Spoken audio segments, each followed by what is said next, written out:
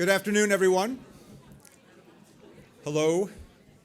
Welcome to the 2023 State of the University Address, and I guess we can call this the second annual State of the University Address because this time last year on this very day, the first Thursday in February, we were at the EOB for the first State of the Union Address, so it's sort of nice that we're building a campus tradition here, and we have great turnout. It's great to see everyone. My name is Ken Kettenbill, Vice Chancellor for External Relations, if you don't know me. And this year's event's going to be a little bit different. So the Chancellor is going to outline how that is, but we sort of gave a few things away because the stage looks a lot different than it did last year. So that will become pretty self-explanatory as we work our way through the program. And we're going to jump right in to the program. So it is my honor to welcome our Chancellor, Domenico Grasso, to the podium as he talks about his plans for his next term. So congratulations again, Domenico, on reappointment. As you lead our university, so welcome to the podium.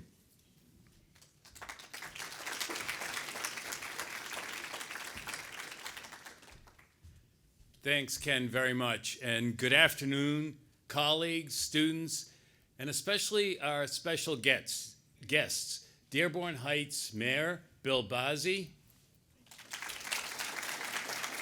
Executive in Residence in Wayne County College District, Tim Mayer, and Donna Inch, former chair and CEO of Ford Land. And Tim and Donna are on our Citizens Advisory Council, so they get to advise me on where our university is going and how great it's doing. What an extraordinary time to be at U of M-Dearborn.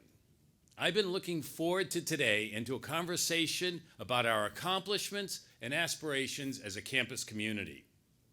U of M-Dearborn is not just an assemblage of classrooms, laboratories, and offices. Rather, we are a vibrant community of dreamers, innovators, and change agents. Our campus is a place of support and achievement, hard work, and limitless opportunities. We'll explore all of that this afternoon. In planning for today's event, my wife Susan advised me not to be too clever or pithy, charming or intellectual. In other words, she said, just be yourself. But I do plan to try something a little different today. I'll spend less time here at the DIAS and then turn it over to you, our faculty, staff, and students, to showcase where we are as a university and where we're going next. And at the end, we'll enjoy the Winter Carnival, even if it does seem more like a spring festival. I'm ending my 5th year as Chancellor, and I've never been prouder of U of M-Dearborn's impact or more excited about its potential. My enthusiasm is amplified by the arrival of Santa Ono as the 15th president of the University of Michigan. His energy is infectious. It was an honor to welcome him to campus in December, and I know we can expect many future visits, selfies, and no doubt tweets. He will again be on campus next Friday, February 17th, for a small reception to which you're all invited. The pandemic upended our world, including how we teach, learn, and work. Yet our students were flexible and focused, balancing their studies and extracurricular activities regardless of format, venue, or time of day. They continued to learn, grow, and contribute. Because of our experience and what we learned, we are doubling down on our identity as a non-residential campus.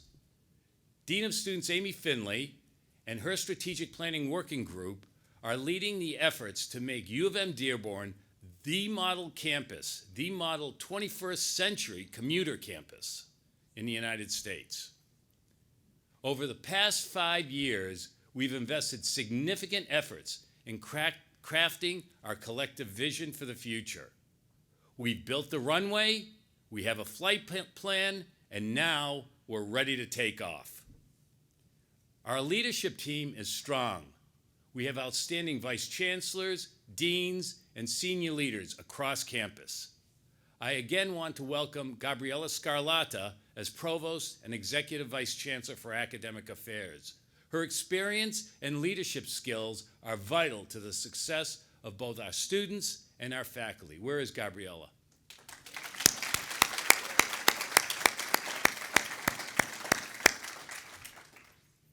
Our financial direction and planning are solid under the watchful eye of Vice Chancellor Brian Dady. Where is Brian? There he is.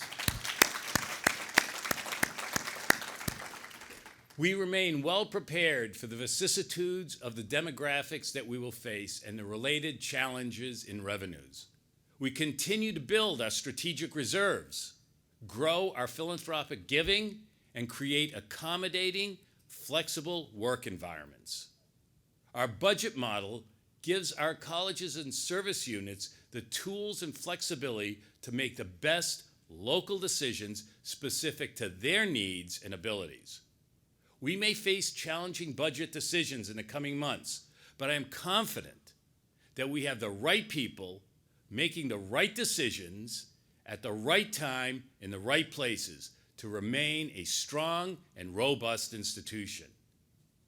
Donor support continues to be important, and Vice Chancellor Cassandra Ulbrich has been working feverishly to restructure and staff institutional advancement for the launch of our upcoming capital campaign. Where is Cassandra?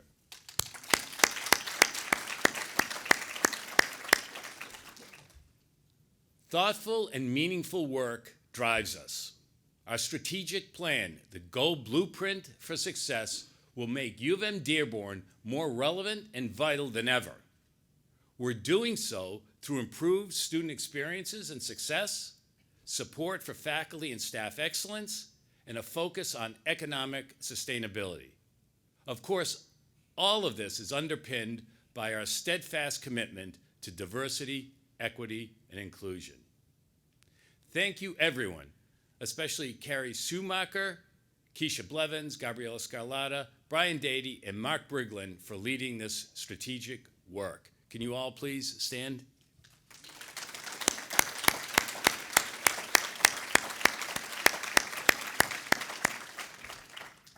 We are just beginning to quantify the impact of our plan with key performance indicators, and it would be easy to spend an entire afternoon on our progress. But let me just share some highlights. On student success, we all know that this is our overriding priority. U of M-Dearborn's unique focus on practice-based learning gives students the opportunities to experiment, analyze, question, and yes, perhaps even fail, so they are best prepared for the workforce and the world ahead. I am proud that our four-year graduation rate has grown by 3% during my time here. This is a credit to our students, our faculty, and our staff. It's not just work in the classroom that carries our students over the finish line, but it's the work that we do in programs like Dearborn Support, Experience Plus, our Wolverine Mentor Collective, and our outstanding mental health services.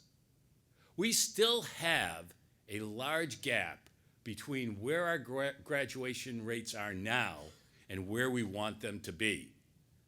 So we must be ever vigilant inside and outside of the classroom. Being a U of M-Dearborn student means engaging with exceptional professors who are leaders in their fields. We've seen external research funding double in the past 5 years. Many of our professors were recently ranked among the top 2% of all scientists in the world that have been cited. Just as important as the life of the mind is our physical environment. Executive Director Carol Glick and her team are identifying ways to elevate our sustainability. We're paying closer attention to how our buildings are being used and adjusting energy needs when necessary. Our water filling stations have replaced the equivalent of more than 100,000 plastic bottles. Think of that, a bottle for almost every seat in Michigan Stadium, bottles that are not going to the landfill. As I mentioned earlier, is Carol here? Can she? As I mentioned earlier, DEI is a major part of our strategic plan. We appointed the inaugural Chancellor's Inclusive Excellence Fellows to build on these initiatives. Engineering Professor Hafiz Malik and Terry Laws, Associate Professor of African and African American Studies, are working on 2 inspiring projects that will make our campus a more welcoming and supportive place to learn, teach, and research. Are they here? Is Hafiz and Terry here? I just saw Hafiz walking on my way here, but he didn't evidently make it all the way. This is part of our $1 million investment in diversity initiatives. That's just in case anybody in the Sunshine State wants to know. I want to thank Keisha Blevins, our dedicated leaders, and the campus-wide DEI working group for their efforts. It's important to celebrate our diversity. I'm proud to host this event in the newly named James C. Rennick University Center. Chancellor Rennick was a champion of inclusion and community engagement. The recent renaming ensures future generations will know, respect, and treasure his legacy. Looking to the future, we are conducting national searches for deans of our College of Arts, Science, and Letters and College of Business.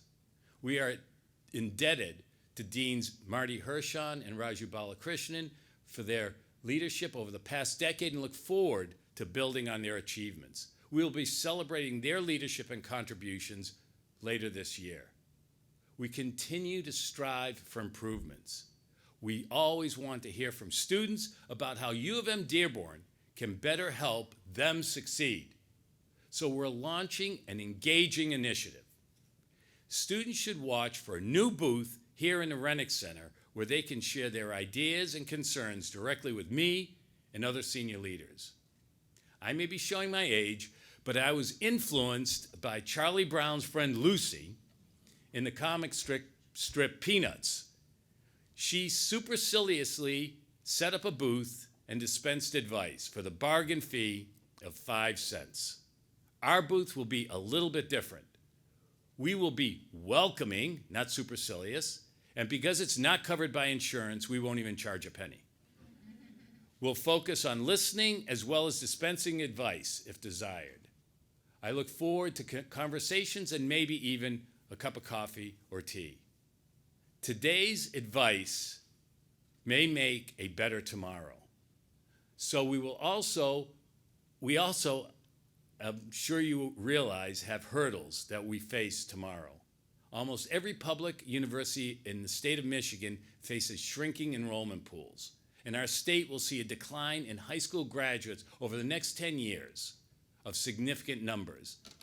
U of M-Dearborn will not be immune from these challenges because more than 80% of our revenue derives from student tuition. Significant changes in enrollment could be damaging. But because we are strategic, we are working on creative ways to address this potential decline, mitigate its consequences, and continue to attract students. Vice President for Enrollment Management, Melissa Stone, recently released a draft strategic enrollment plan. It's absolutely essential that we have your best thinking on this too. We'll review all of the feedback and share a final plan later this semester. Shortly, Vice Chancellor for External Relations Ken Kettenbiel and Digital Strategy Director of Marketing and Digital Strategy Bailey Ayers Corpel will share ways all of us can tell our U of M-Dearborn story to attract more students. And that story is powerful. It celebrates what is so special about being a Dearborn Wolverine.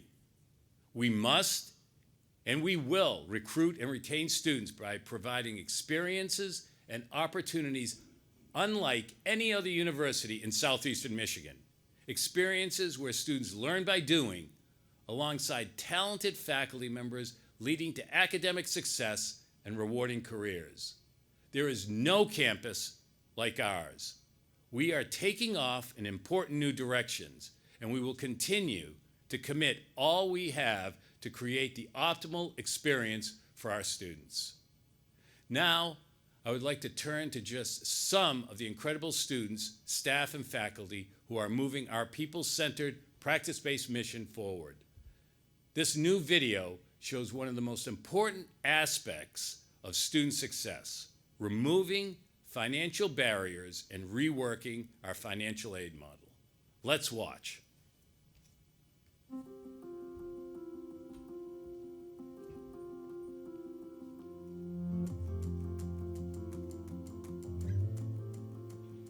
The Go Blue Guarantee is truly the feather in our cap. It takes the guessing work out of everything for our families before they even hit our college campus. They will know that if they have a 3.5 GPA entering, if their income is $65,000 or less, if their assets are $50,000 or less, that your tuition is guaranteed. That's a tremendous statement. That's a tremendous investment in a family's upward mobility to make college more affordable for them. I'm a first-generation student, so I really don't have many connections when it comes to college and college life, so I did my own research. What ended up leading me here to UM-Dearborn was actually the financial aid they provided me. With the Go Blue Guarantee, it reduced a lot of financial hardship that college education can bring. I'm able to focus on my own academics and my personal time to ensure I can make the best out of this whole experience instead of having to worry about how much I'm paying for it. I think financial aid lifts the burdens for students. It's a model of social and economic mobility, and it's not a handout, it's a hand up. The Go Blue Guarantee has made it easier for me to focus on school and pursue my bachelor's degree without any concern about my financial situation. I would probably not be at UM-Dearborn without this scholarship. I would probably have applied to our community college. Think of how much less stressful it is knowing that I have this tuition pledge, I have this tuition commitment from my institution to make college more affordable for me and my family. That's a tremendous value within itself. That's a tremendous statement for us as an institution with furthering and advancing our mission with the students that not only deserve to come to our institution, but have earned the right to attend our institution.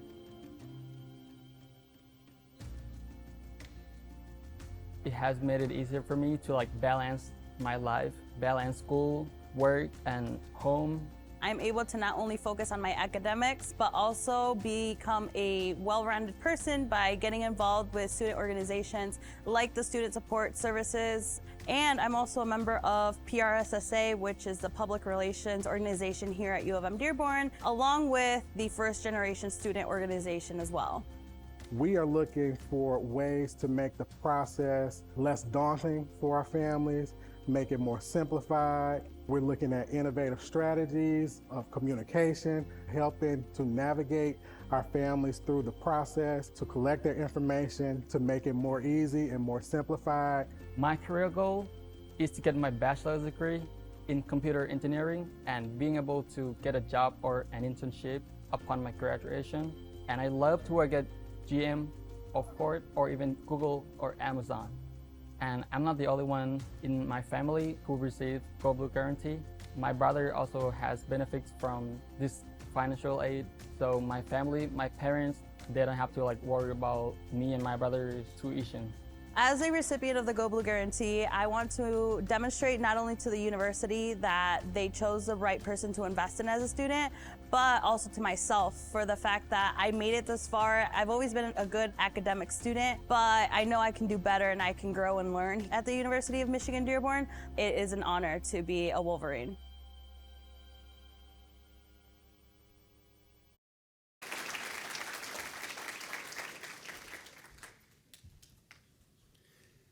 This focused on the Go Blue Guarantee, but I want to emphasize that our new need-based strategy accommodates students across a broad socioeconomic spectrum. Pudwan could not be with us today, but would Stephen and Valeria stand so we can thank them for an outstanding video. Valeria, we know we've invested well in you. You're a valued member of our community, as are all of our students. After our students enrolled, we must ensure that they feel engaged, guided, and on the right track to complete their degrees and ultimately launch their careers. The Wolverine Mentor Collective does that. And I'd like to invite Allison Kinsey, Assistant Director of the Office of Student Life, to the stage to lead a conversation about this program.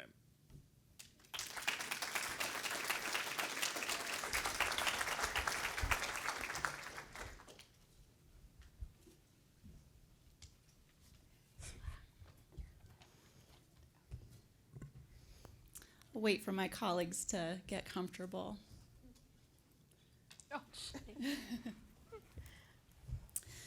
Thank you, Chancellor Grasso. I'm grateful for the opportunity to speak with you about the Wolverine Mentor Collective Program, a collaboration between the Office of Student Life and Experience Plus. Mentorship can be instrumental, not only in providing a sense of community and belonging to students, but can also be the building block for successful career connections between students and alumni. We partner with a third party, Mentor Collective, which provides intentional matching surveys to help create the best fit between mentors and mentees. Additionally, they provide a platform for mentees and mentors to connect, where they can determine how often they would like to communicate and how to do so, whether that be through text, email, or in person. Within Mentor Collective, we have 3 programs, depending on where you are in your UM-Dearborn journey and what you are looking for. Our first program, our peer program, is open to all UM-Dearborn students, first and second year, including transfers, and they are matched with current students in their second year or higher here at the institution. We've had almost 6,000 messages go from peer to peer so far this year, which is really exciting. Our second program, which is our professional networking program, is open to all junior and senior level students, and they are paired with an alumni mentor to give them career expertise and guidance. And finally, our grad student edition, which is open to all first year grad students. Those students are paired with second year grad students or with also alumni mentees, or mentors, so that they can get a head start on their journey there. Next slide, you will see the successful engagement we have had. In our programs, we've had a lot of engagement this year, with a total of 693 students matched with 253 mentors across the 3 programs. And at this time, I'll turn to the more interesting section. I'd like to introduce my colleague, Kelsey Parker, the Strategic Initiatives Manager, who will lead a conversation about what it is like to be a part of the Wolverine Mentor Collective Program with a wonderful mentor and mentee pair, Victoria and Nicole.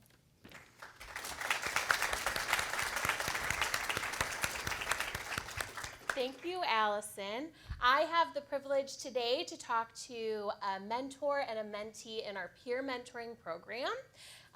Ladies, please introduce yourself and tell us why you chose to join the Wolverine Mentor Collective. Hi, my name is Victoria, and I'm a first-year student in the College of Business. And I decided to join the mentor program because of the great reviews I heard at orientation. And I just thought it would be a great idea to be advised in someone with the same major as me. Hi, my name is Nicole Johnson, and I'm a senior finance major here. And my answer was definitely yes, because I believe in the power of mentorship. And I wanted to be able to share, my learning experiences with other students, whether it was to, find how to navigate on campus or how to get more involved, or how to even find school life balance. I wanted to be able to share those experiences. And even as a non-traditional student, I've had a lot of professional and life experiences. And so I wanted to be able to pay those lessons forward. Nicole, you began to touch on this, but how has the program impacted your time at U of M-Dearborn? It's definitely been very rewarding, just to say the least. My UM-Dearborn experience since my time of transfer as a transfer student has been very rewarding, and whether it's, to answer questions, from mentees like Victoria, or to help in any way I can, it's just been very gratifying. I'd say the mentor program has also had a positive impact on my transition from high school to university. I just thought it was super helpful for me to be able to just call or text my mentor with questions ranging from academics to socializing. Thanks. And lastly, it sounds like this is a yes, but would you recommend this program to others, and why? I would say that's a definite yes. I always look at it from a perspective of no matter what path we decide to go on or decide to take, someone has already taken that path forward already. And so even from my own personal perspective, if I can help, someone navigate kind of like a GPS system, if I can help someone either navigate and get there easier or get there faster, I definitely want to do that. So I definitely recommend it to any student. Yes, and I'd just have a similar answer, like having a mentor that is already at Dearborn, it just helps you get acclimated to the learning experience at U of M-Dearborn. Awesome. Well, thank you both for sharing your experiences today and being a part of this important program. Thank you.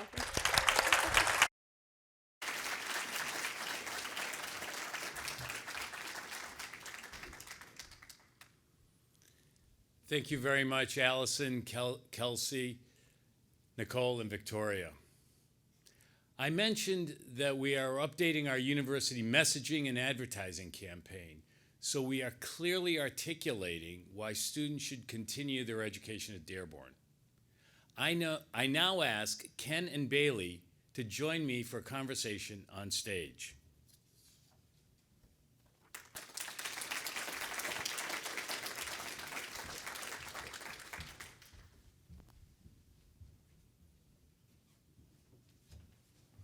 Thank you.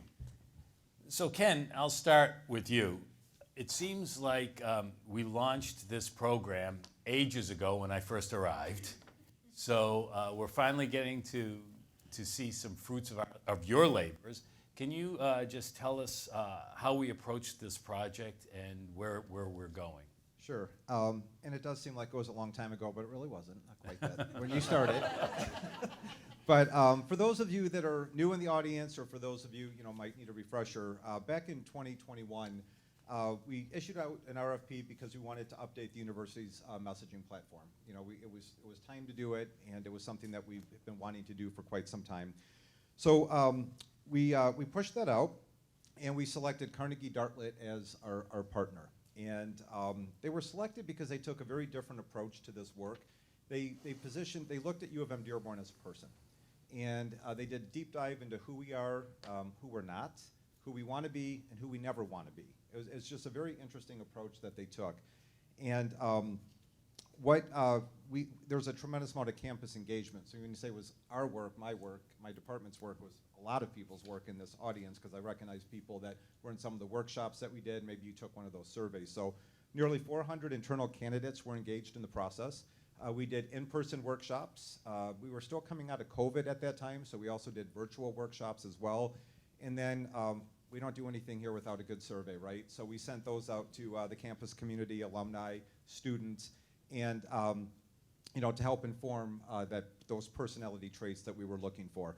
We also sent out about 900 surveys in the Metro Detroit area. We focused heavily on Wayne, Oakland, Macomb counties. But it also did include the 7 or 9 county statistical area, so Washtenaw, Monroe, and other counties there. And then we also had them look at Flint. And you might be wondering why, but there is some familiarity with U of M-Dearborn in that area, and we just wanted sort of a test market, if you will, to see what people a little bit further away from our catchment area had to say about U of M-Dearborn. And then the final segment we had, and this was definitely for my team, but we wanted them to take a look at some of our chief competitors in the area. And I don't want to sound salesy, but we are definitely competing with the shrinking student population, with schools on each side of 94 from us and north of us, and et cetera. So Carnegie took a look at what they were messaging, how they were messaging about themselves, how were those messages transformed in their advertising, on their website, and they gave us some indication as to what we were doing well and what we maybe could improve upon. So that's a little bit of a history. It's great work that did not sit on a shelf, and as we continue through this conversation, you'll see that what we're doing with it, how you can engage with it. So can you just say a little bit about what lies ahead, where we're going from here? Yep. So some of the findings, and this chart may look familiar to some of it wasn't a surprise. Some of it, we realized we can probably amplify some messaging. So this is who U of M-Dearborn is as a person. These are the personality traits. So empowering nurturers. I think we all would agree that this is a pretty welcoming and inclusive place. So that sort of validated the messaging that we were doing in that area. Industrious creator just speaks to the resiliency and the perseverance of our campus community, primarily our students, faculty, staff, and alumni, and people that make U of M-Dearborn. And then the final area here, analytical explorers, which talks about the innovative, inquisitive side of the university. And so this is who we are as a person, and these are the types of messaging that we're infusing in everything we do. And we have been doing a lot of this, but we're going to be, as Bailey will share in a moment here, we'll talk about how we infuse that with some of our key differentiators that we have in the area as well. We're working on a playbook. Some of you in the audience are taking a look at that because we want to make sure it's worked. So for those of you that have given us feedback, thank you. If you still are looking at it, we welcome that, and that's where we are with that. So it was money well spent, Domenico. Thank you for that. Bailey, so tell us a little bit about how we're going to actually use this research and how we're going to play this out. Yeah, so this research and the personas or personalities that were developed is really to be used by anybody at the university who is communicating about University of Michigan-Dearborn, whether it's a prospective student, alumni, or an external audience. And it's really meant to have this framework that all of us can use to have a consistent message and a consistent personality when we talk about the university, which really strengthens our brand in the market. And so key communicators across campus have already gone through training. So if anybody that would be using this that wants training or wants a refresher, feel free to reach out to our office and we can share that with you.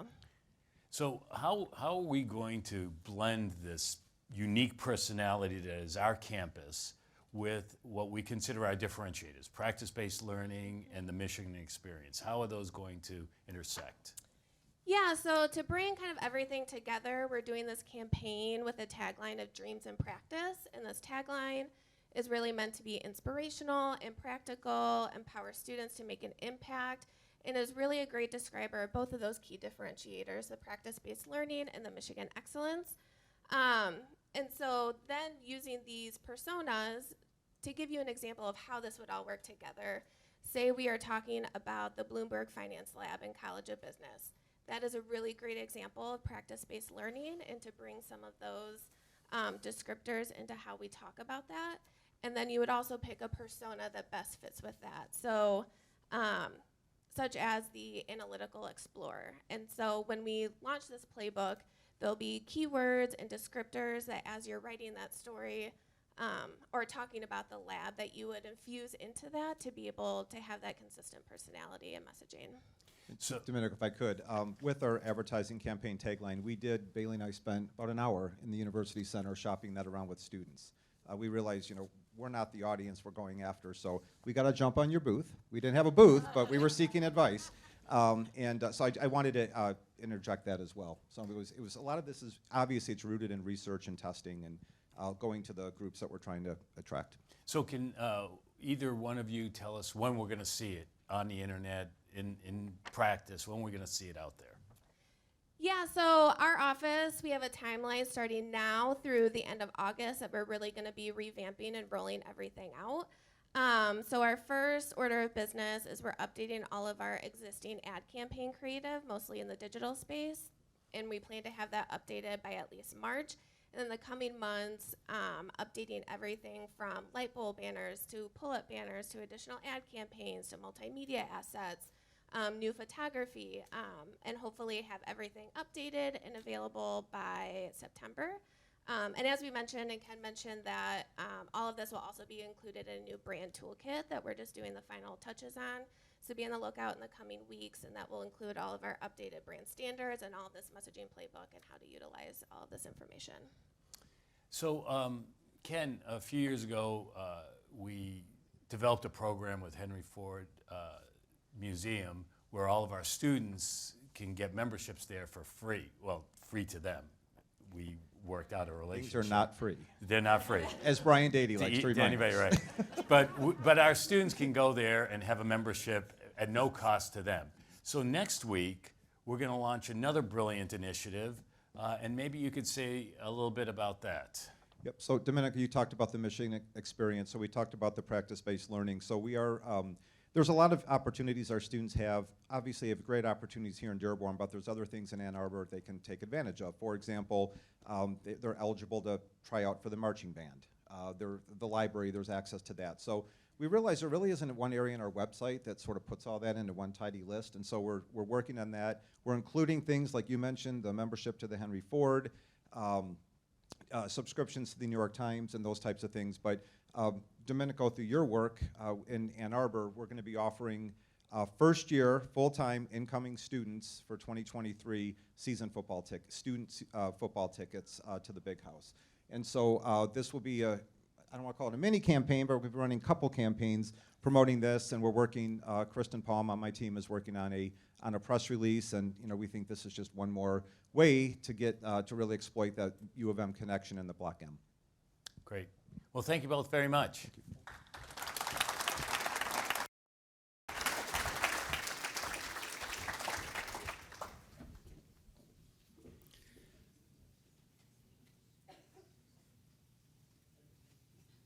I am sure you all know that I am driven by the grand challenge that define our times, ensuring that our students are well prepared to make a positive difference in the world once they graduate. Faculty are critical to this preparation. Now, let's hear from professors in all 4 of our colleges who are infusing exciting research and practice-based learning into their classrooms. Let's watch.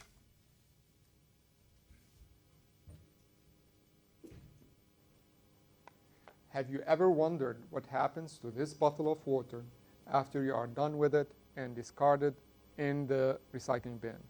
This bottle of water is made of a plastic called PET, polyethylene terephthalate, has a 92% chance to end up in a landfill. Plastic waste is resulting in an ecological disaster displayed by microplastic particles polluting our water, streams, oceans, soils, and our food. Microplastics are created by the weathering and breakdown of plastic objects. Plastic waste management is a global challenge that needs to be addressed, and plastics should be integrated into a circular economy. Circular economy is a model of production and consumption, which involves sharing, leasing, reusing, repairing, refurbishing, and recycling existing materials and product as long as possible. Circular economy is the ability of continuously reinserting waste in our economy, not one time, but in a permanent way. Now to the important research question. Can a bottle of water be recycled into another bottle of water? Currently, it can be done. To better understand the problem, we should understand how a bottle of water is manufactured. Water bottles are formed with a process called blow molding. The process starts with virgin plastic in the form of pellets. The pellets are melted using an injection molding machine and injected into a mold to create preforms. The preform is stretched into a mold using heat and pressure. The stretching ability of the plastic is essential for the success of the process. In contrast with metals that are formed of atoms, plastics are composed of very large molecular chains that can slip along each other at high temperature and form bonds at room temperature. Plastic loses their stretching ability with recycling. To better understand the challenge with recycling, we need to understand also how mechanical recycling is performed when attempting recycling water bottle. The bottles are shredded, then washed from any residual. The shredding process itself alterates the material by making the molecular chain shorter. To help you visualize the problem, let's assume the following. The long molecular chain of plastic can be assimilated to a bunch of linguine pasta. When using a fork, you will always be grabbing a bunch of the linguine that are entangled with each other. When those linguine are shredded into small pieces, it becomes very hard to grab a bunch simultaneously. When recycled, the molecular chain becomes shorter and shorter. It becomes impossible to use the plastic to make another plastic bottle. At the College of Engineering and Computer Science at the University of Michigan-Dearborn, a group of faculty and students is joining the global effort in finding innovative solutions for recycling plastics and integrating them in a circular economical process. For such a complex problem, a multidisciplinary team of researchers is needed. Students and faculty are working together to solve this problem here at UM-Dearborn. The big idea we are currently implementing and testing is to heal the molecular chain back to their original length and use plastic in 3D printing. Sustainability Student Organization will be working with faculty on an awareness campaign to collect waste plastics on campus and recycle it into indoor and outdoor furniture that they design. Although it seems simple, it is one of the most challenging problems of our time. At the CECS, we are equipped with a state-of-the-art laboratory to rise to the challenge.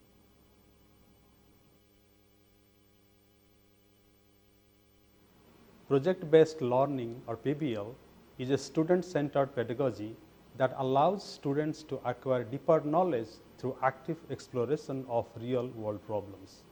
For the first time at the University of Michigan-Dearborn, an interdisciplinary project-based foundation course, the Nanomedicine, was introduced. No such offerings exist for undergraduate students in the state of Michigan. The course exposes students to an emerging field of medicine. It provides opportunities for students to work together and use nanotechnology to design therapeutic strategies for human disease within the realm of personalized medicine.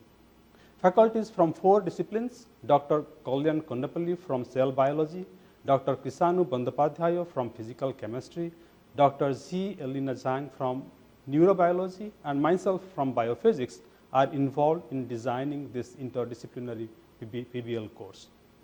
The course is an extension of the research collaboration among the 4 of us to allow more students to explore the research conducted in individual labs relating to health and community. Most lab activities are conducted in our new nanomedicine laboratory. Students in Dr. Bandyopadhyay's lab learn synthesis and characterization of gold silica core cell nanostructures, what we call the nanoparticles. These nanoparticles are the future of medicine as they offer drug delivery targeting specially to diseased cells. These nanoparticles are directly used on cancer cells in Dr. Kondapalli's lab, where students delve into the nanoscale of biology and experience how personalized therapies are designed for cancer. Further, Dr. Zhang's lab evaluate the therapeutic effects of these nanoparticle drugs in the treatment of brain disorders by using preclinical animal models. Students in Dr. Tripathi's lab learn different imaging techniques and apply physics to explore the delivery through transportation of nanoparticles in cell by specialized proteins known as molecular motor proteins. The nanomedicine course has been pretty unique among my other courses. As a freshman, I was pretty excited to take it because I didn't think I'd have access to anything nanoscience related until later in my college career. The professors did an excellent job highlighting the interdisciplinary aspects of nanomedicine and nanoscience by leveraging the creative collaboration between 4 unique professors. Ultimately, I feel that the class gave me inspiration for the future of nanomedicine and nanotechnology in general, as well as a fascinating inside look at the science behind it. Nanomedicine is central to the research conducted in our labs and is the backbone of this PBL course. This interdisciplinary project-based nanomedicine course has significant potential to provide hand-on skills, research experience in interdisciplinary topics, and introduce new career opportunities available to students of the current generation. We are currently planning on introducing the next tier of courses to advance the training of students in this field. We greatly appreciate Associate Dean Dr. Marie Wong for her strong and continuous support to PBL nanomedicine.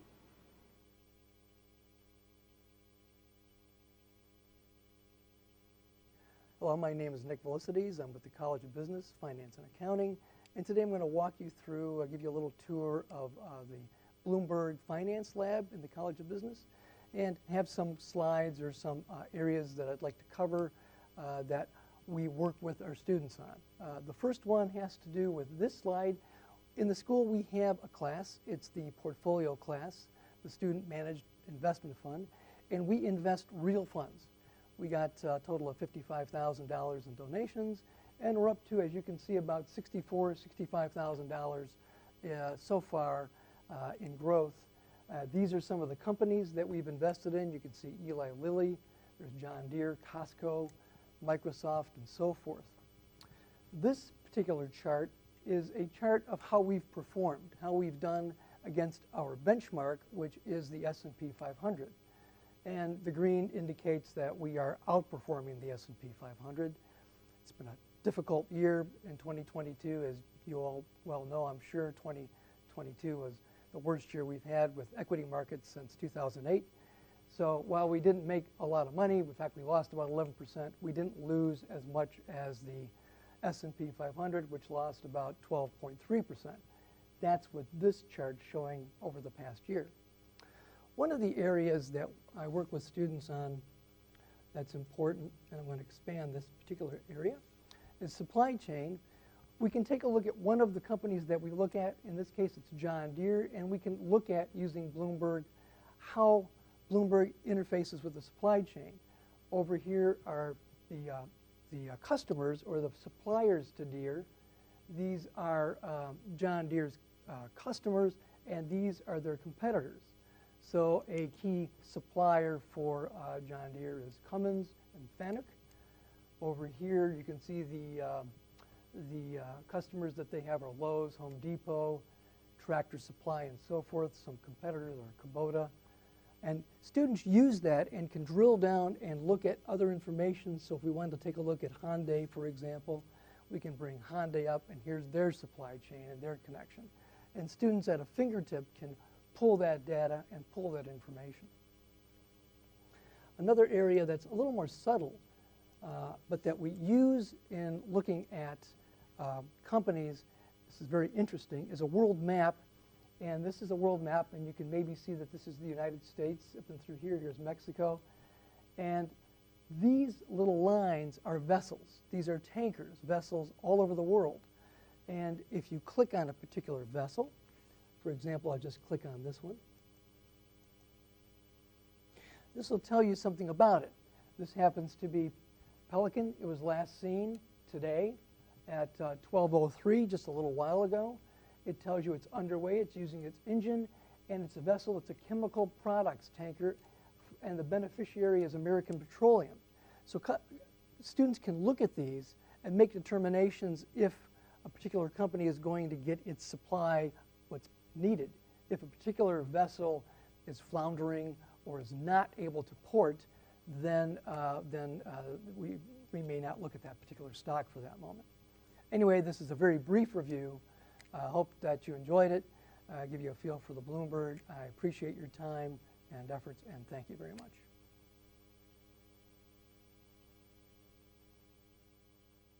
Hello everyone, I'm Natalie Sampson, coming at you from the Department of Health and Human Services, where I study and teach about environmental health and justice.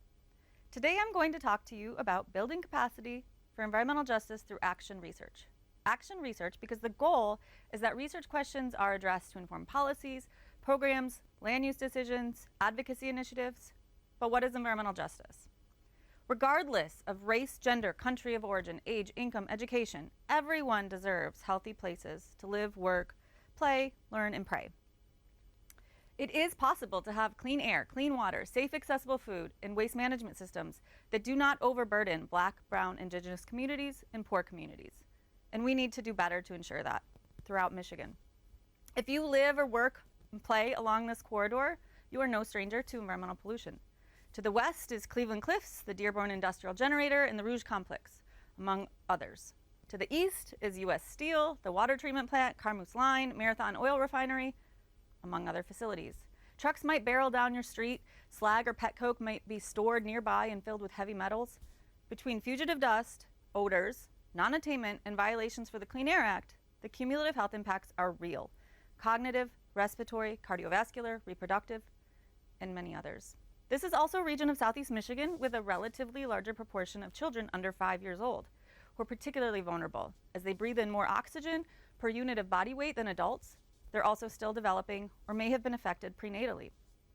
And if you or your nearby loved ones and neighbors are confronting cancer at concerning rates, you're often dismissed because there isn't statistical power to deem the pattern significant, or those latent effects show up in different ways and time frames across your life course. But here you are at the heart and soul of the Motor City, this major international trade location, and it's passing through your neighborhood. And you want to do something about it. But it turns out your regular civics lessons from kindergarten through 12th grade aren't likely going to help you navigate these issues, because this is what you run into. So you get a public notice for a new facility, and it reads, "Any such petition shall be based only on objections to the permit that were raised with reasonable specificity during the public comment period provided for in this notice, unless the petitioner demonstrates that it was impracticable to raise such objections within such period, or unless the grounds for such objection arose after such period." Good luck making sense of that. And if you're lucky, there might be information about pollutants or health. Often there's not. It could say something like this: total permitted emissions will increase by 15.9 tons per year, particulate matter smaller than 10 microns, 16.2, particulate matter 57.6, carbon monoxide, total permitted emissions will decrease by 8, and so forth. These are excerpts from a national public decision-making process, documents, public notices, that signal this process isn't for residents, even those who live fence line and will live with the decision outcomes. So this is where Environmental Health Research to Action, also known as ERA, comes into play. All of this work is with environmental sociologist Carmel Price and many, many students, community, academic, and agency partners. Together, we run and evaluate youth programs and curriculum that build skills to understand environmental health science and help students and young people navigate complex policy structures with data and their own stories. We also support community-centered science, sometimes referred to as citizen science, by partnering with those who are developing community air monitoring networks and monitoring local watersheds. This helps to identify gaps in our agency protections. And we collaborate with students and agencies to examine barriers to public participation, increasing plain language, what you did not see, in those documents as a matter of environmental justice. At the core of this action research are partnerships and much support. I can't begin to name all of the mentors, collaborators, teachers, researchers who step up to engage and make this possible. We are all standing on the shoulders of giants who've been tackling environmental racism for decades. We're always inviting folks to come learn more with us, and you can go to our website posted here. Thank you.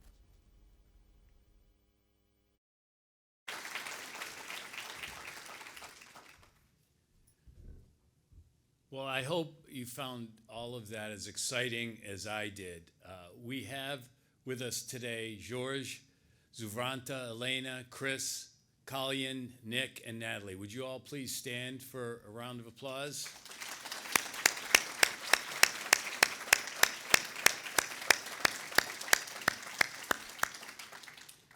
Student success doesn't happen if students' well-being is not at the forefront. How students feel and how we support them inside and outside the classroom should be our number one priority, because it's tied directly to our other number one priority, student success. And when you're the chancellor, you can have two number one priorities. So joining me now to discuss how we are addressing student mental health are Sarah Bisick, Director of our Counseling and Psychological Services Center, and Maddie Drury, UM-Dearborn Support Coordinator.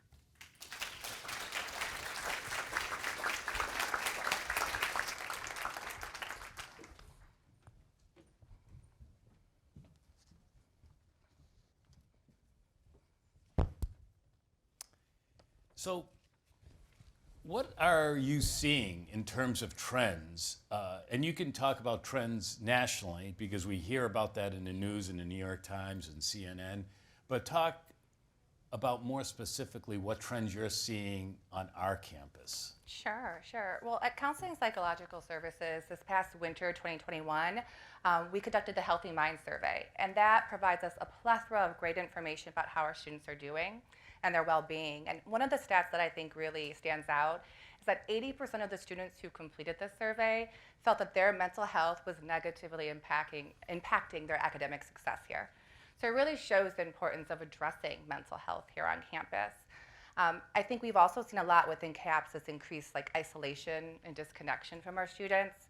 And of course, increased number of students coming in to seek services, which is good that they're coming, but also we want to be able to make sure that we are addressing all of their needs as well, which is why it's so important that Maddie's work get picked up as well, because mental health needs to be seen holistically, and that includes meeting the basic needs of our students. Yeah, absolutely. In Dearborn Support, the pantry, the student food pantry, has been as busy as ever. Last month, we served more than 200 students, and we distributed more than 2,500 pounds of food.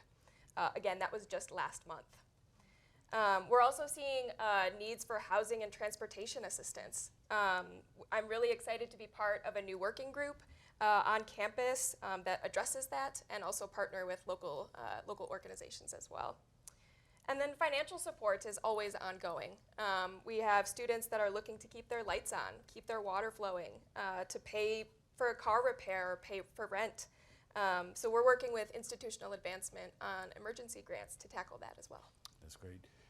Is there anything new that's happening in CAPS that you'd like to share with us? Sure, yeah, that's a great question. We've had some really exciting things added this past year. So we're really proud of our recent partnership with University Health Services to be able to provide psychiatric services to our students in need, which was an area that we did not have access to before, especially for our students who may not have family support in reaching out and getting mental health services, or for those who are underinsured, who that would become a financial burden for. Related to those financial burdens, we also started offering psychological and cognitive assessments for students. So those who might feel that they might have ADHD or have a type of learning disability, but don't have access to the testing that can get quite expensive, we're really proud to be able to offer that now too as well. And just this semester, we have actually had our mental health and wellness peer educators, who are undergraduate students here at UM-Dearborn, who we've trained and we supervise, start reaching out to all faculty on campus to ask if we can come into the classroom and do presentations about CAPS and about mental health, to really try to work on destigmatizing having conversations about mental health.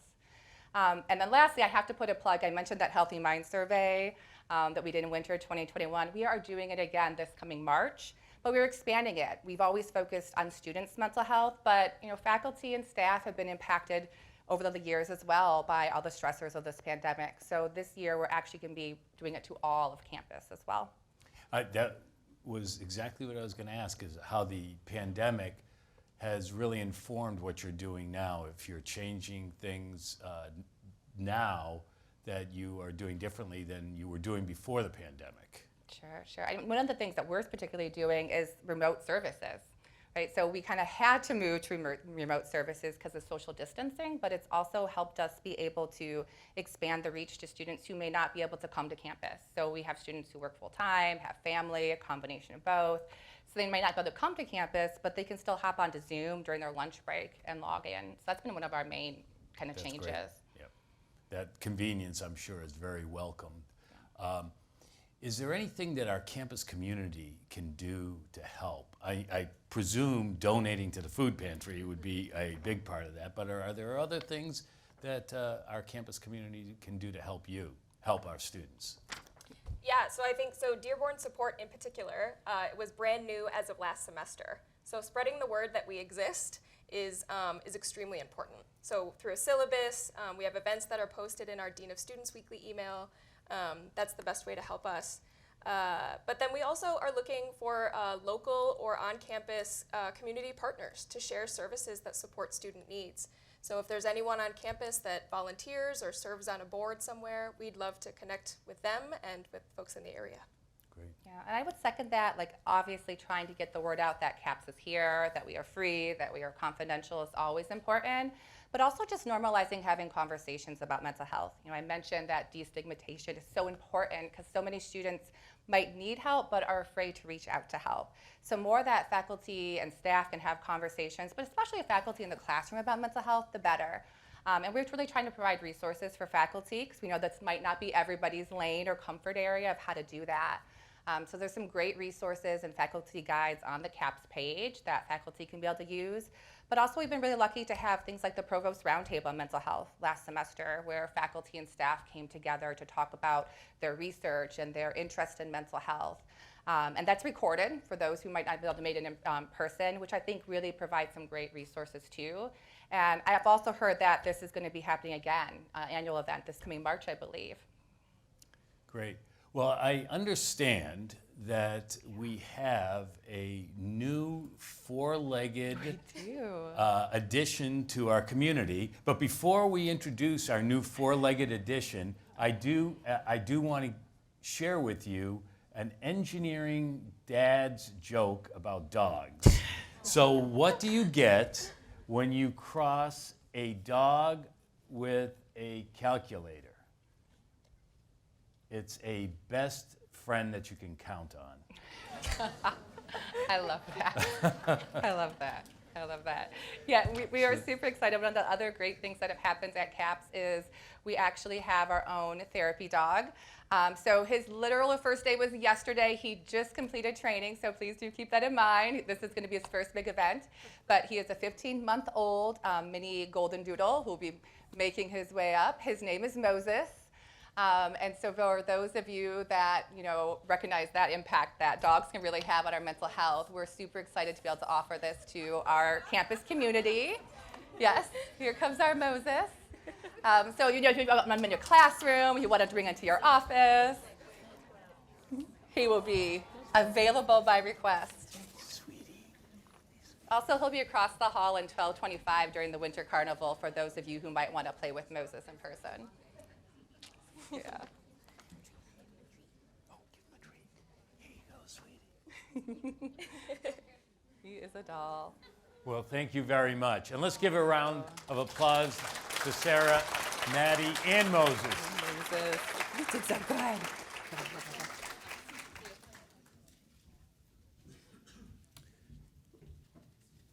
I'd like to thank all of today's participants, as well as the Office of External Relations and University Unions and Events for organizing the program this afternoon. And thanks very much to Greg Taylor and his team for handling the outstanding event production. I'm sure he thought it was a lot easier when I could just come up here and speak for 30 minutes. We can all be proud of the support and inspiration we provide our high-achieving students, helping their dreams become reality. Although some challenges loom on the horizon, I am confident in our collective talent, hard work, imagination, and resourcefulness. Let's go forward together with determination and passion and pursue our legacy of excellence that is rightfully emblazoned on the walls of the Rennick Center. Thank you all for everything you do to distinguish U of M-Dearborn. It's a privilege and an honor to lead this extraordinary community. One of my favorite authors, Sinclair Lewis, once quipped that winter is not a season, it's an occupation. But every occupation deserves some time off. So now, let's enjoy our carnival. Go Blue, go Dearborn, and let's go celebrate.